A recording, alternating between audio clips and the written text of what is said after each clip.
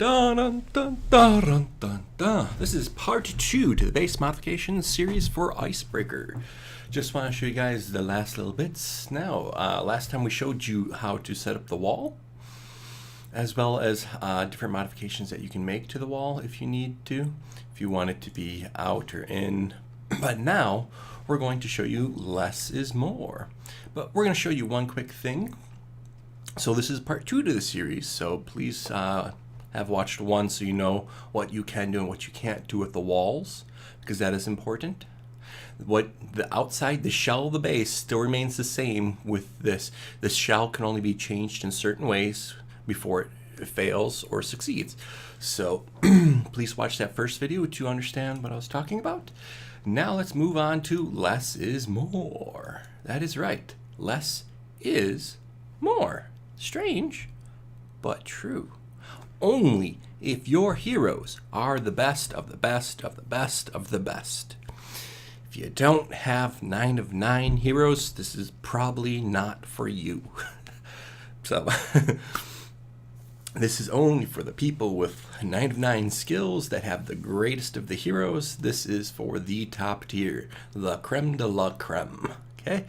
This is only for people that care to do S or T. This is pretty much the S and T section here.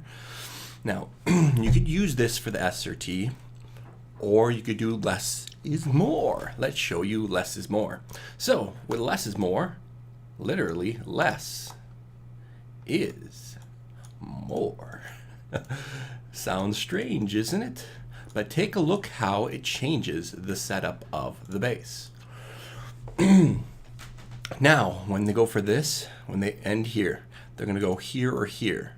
It gives way more padding on the edges, and that's why it's called less is more. So, this basically addresses issues with flyers and things like that. Now, there's an alternate version to this as well.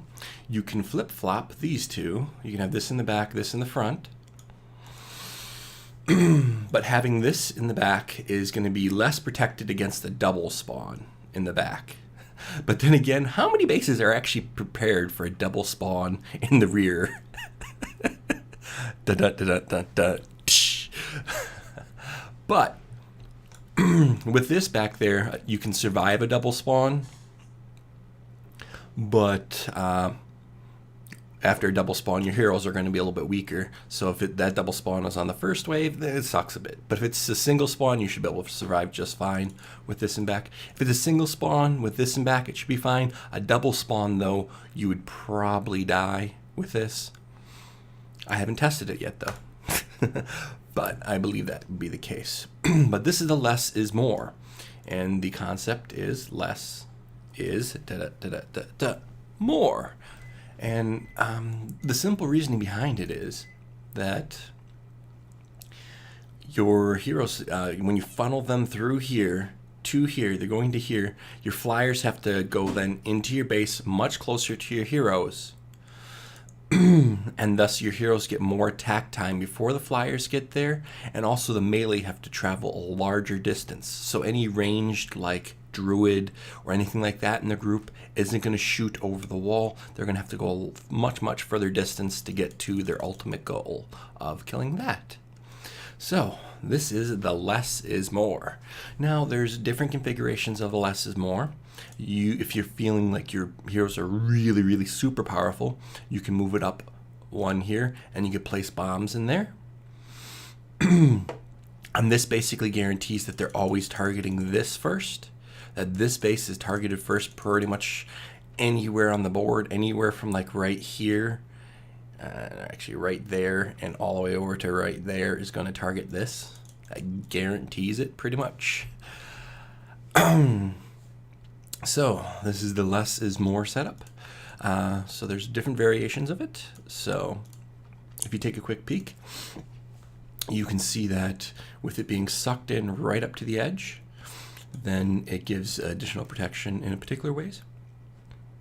You can place a bomb there, and now it really depends upon if you're having problems with surviving that first wave or not. If that first and second wave is giving you tons of problems, put your bombs in the zigzags. You do want to have these little stinking bombs as well. They do help. But these little bombs, where I have them placed right now, is more preferable for P. You want all the little crud to die before it even gets close to your heroes to be a problem. So you'd actually then move them into the lane. So you'd have them out here in the lane. So bomb placement is important in the end game. It does. Bombs help. Things that go boom help. So this gets rid of all the little annoying things so they don't waste the time of your heroes. Your heroes are quite important in this. And then you're going to most likely have the bombs in here in the zigzag itself to take care of the heroes that then become an annoyance to you. And with that, then you're able to then get a good chunk of damage in on them before they even make it into your base. Now this is the less is more concept. And it's going to look something like this, or at least that's my interpretation of it, how I would do things for the less is more. Now a lot of people pack in a ton of bases in the back to try and protect against the spawn that happens in the back. We don't have to do that because we have the walls back here, and additionally the zigzag.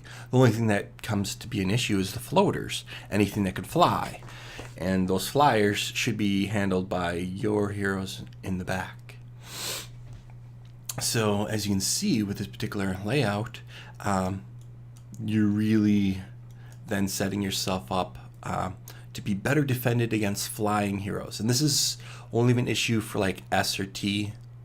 So, but that's something to think about. If the wall isn't working good for you, you can move to the less is more. But less is more is only for people that have really, really good heroes. I don't believe the less is more would do much for people doing wave P, Q, or R, or even lower. I don't think less or more would do much for them. Maybe it could, but most likely not, because those extra buildings give you extra time.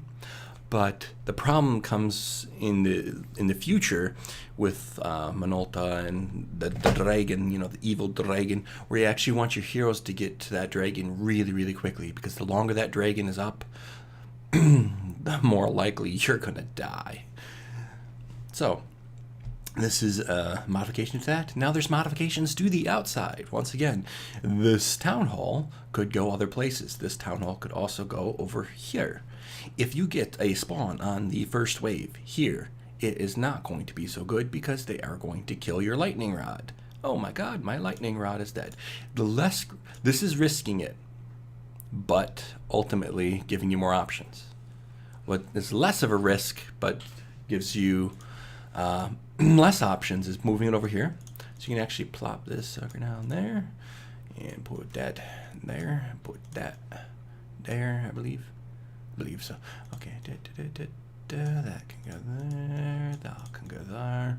You still want your town hall to be sort of close to the edge here, because the distance from there to there is still quite a big distance versus the distance there to there. You got to sort of factor that in. You got to sort of squeeze it over. I believe that would then still have them target there. Yep. You got to measure your distances. So if you have it out here, you can have this further. If you have this sucked back in, you got to push it back one. Just back one. The second wave can be further out. Let me double check, I think. Nope. If you have it sucked back in and you have the bases like that, you gotta suck that in just one. You always gotta make sure with your base alignment where stuff fits. So I believe then this could be scooted over to there, the innards.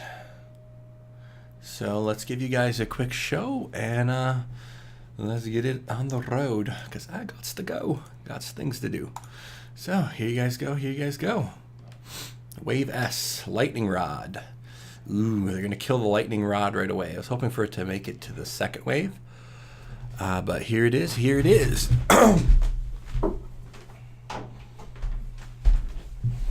So you can see that the lightning rod kept it, and here's all the flyers that we were worrying about. Now, our buildings are still up, but now they got the target on the heroes. Our heroes got to do their best to stay alive here. Stay alive, bad boy, stay alive. There you go. Those outer bases are now gone. We did lose, oh, come on, that should not have dropped. Oh, those waves can be difficult, though. Those waves can be difficult. The surprising thing, we'll actually probably still live this because of Reaper. Or did we lose? No, come on. There you go. There you go. Ooh, no, nope. There you go. Even with us, with so many heroes down, we are still surviving. And why is that? Because the base still allows that protection. We can make it an S3, but we'll die there because we did lose the heroes. That was some bad luck from the double spawn over there, but we still made it further. Which, there it goes. There's that proc we're talking about. Ooh, a little thunder strike, but. Like I said, we'll still survive. But we're going to die here because that Monolto's going to proc, and we weren't prepared for it. Can we get another proc here just for some lulls? No, we didn't. But there you guys go. There you guys go. I just wanted to show you guys the setup. My heroes aren't ready for S yet. They're not 9 of 9. They're 7 of 9. I'm really not doing the damage needed. Your damage needs to be higher. Much, much higher. 7 of 9 does not cut it. 8 of 9 can. 9 of 9, now that's a good number. 9 of 9 is a good number for us. So I'm getting closer to being able to do S. Not there yet. Not there yet. But for those that understand the concepts and have been doing S and T already, most people will understand what I'm talking about and the base layout and understanding the risks and the rewards of having less is more. So hopefully you guys like the less is more. Hopefully it could be useful for some of you out there. I believe it should be useful for some. I gotta get going. Let me just yeah. Donates. I just gotta quick do my quests and then I'm out of here, peeps. I'm not even gonna try that. I gotta go. I just need the books. I'm in a rush. So as you can see, that is the lightning rod over there. Unfortunately, they took out the lightning rod a little early. It can happen. Now, if I would have had this down here, my lightning rod would have still been up much, much longer. It would have actually been better to have it down there. But that is the risk. You're rolling the odds with S&T. You're literally rolling a dice. Where are they going to land? Where are they going to land? But you can have it over here, or you can have it over here. This is the lesser or more for the innards of it, so you can better control flyers. So if you better grasp on Dragon, where Dragon is going to spit his lahi on you. So that's how you address that. And you can see that you can have them die here, or you can have them die here. You can switch things around. If you want heroes to die sooner, you can put the bombs over here. So they're less likely to blow up inside your tunnel. So they're more likely to blow up out here. So it's all about what you want to do. So take a quick peek, see what you guys think. So this is the less is more version of Icebreaker.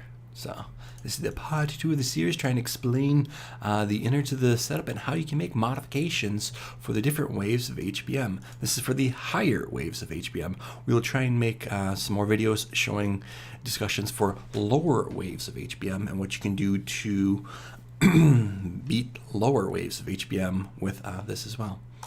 For the most part, I designed this base for P+, or sorry, not P+, O+, to give plenty of time here in the zigzags, but it does just fine on M and N. So those are good as well. But mainly when I built this, I had O+ in mind. So this is the modification for S or T. You could use this for lower waves if your heroes are good DPS. You can use this if your heroes are good DPS. But if they're not, I would suggest sticking with the walled version of it or one of the other setups of it. But once again, this is more focusing on the higher end right now. The S&T people would probably get more use out of this. Now you can, like I said, you can swap this with this. That gives you some more time, some more leeway, but gives you less protection from a double spawn in the back. But how many people can really survive a double spawn, right? But there you guys go. Have a good ones. Have a good one. Gotta get running. Got things to do. Things to do.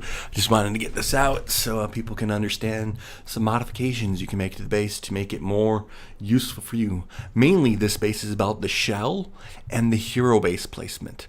So the hero bases and the outside shell where the walls are the big thing.